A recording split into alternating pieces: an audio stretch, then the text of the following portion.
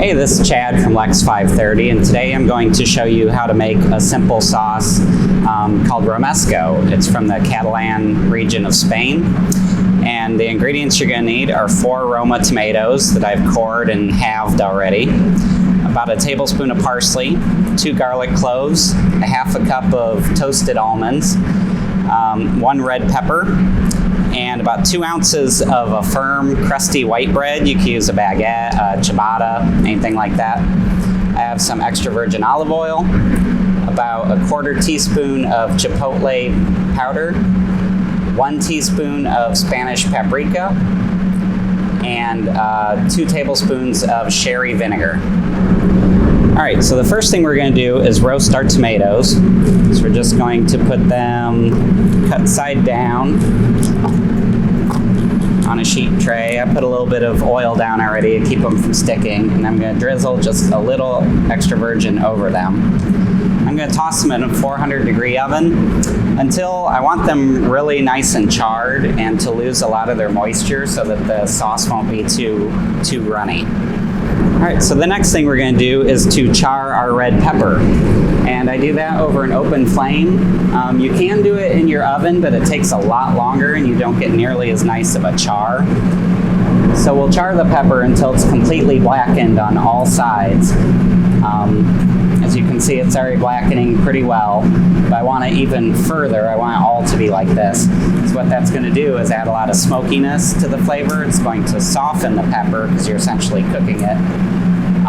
And it's going to allow us to take the skin off easily. All right, so once your pepper is completely blackened all around, I'm going to throw it in a bowl and cover it with plastic wrap. What that is going to do, because it's so hot still, is essentially going to steam it, and it's going to steam all that charred skin to make it really easy to come off. So we'll let that sit for about 10 minutes to sweat and cool off. While our pepper is resting, we're going to take our tomatoes out. They've softened up quite a bit. They're starting to get some color. We're going to add the bread to the pan because we want to toast it a little bit. All of this toasting of everything is going to add more and more depth of flavor. I'm going to drop the garlic in there and just give that all a light drizzle of olive oil. Throw it back in, probably for another 5 minutes or so. Okay, so now that all of our ingredients have toasted nicely, I'm just going to scrape it all up and throw it in the bowl of food processor.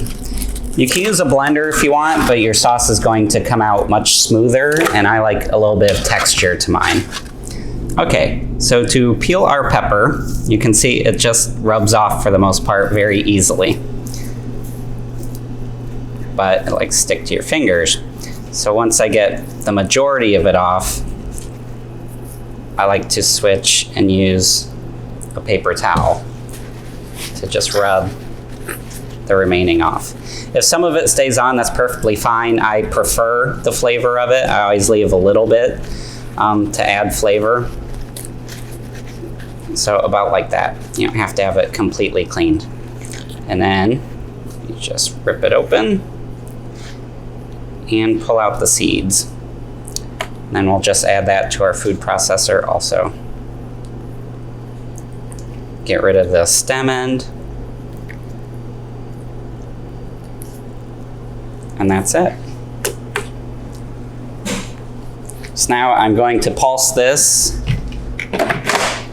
just to get it broken down a little bit.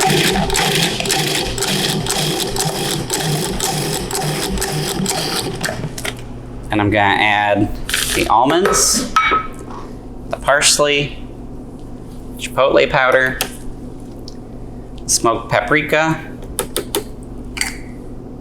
and the vinegar. And then I'm going to puree this until it's fairly smooth. It'll still have texture because of the almonds. You'd have to use a high-powered blender to get it perfectly smooth. But I'm going to start to blend this, and once it's fairly smooth, I'm going to start to drizzle in a half a cup of extra virgin olive oil. And you want to do this, you don't want to just pour it in at first, because if you do it after it's broken down and the machine is running, it's going to emulsify in as you pour it in.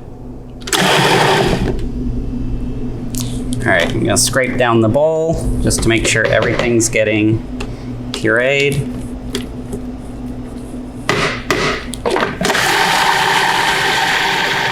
I'm gonna start to drizzle in my oil.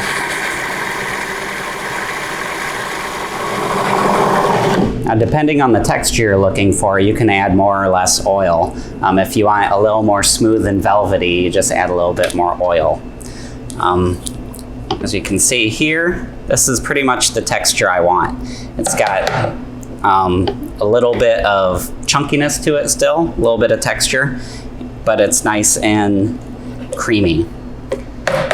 So then what I'm going to do now, well, first of all, I gotta taste.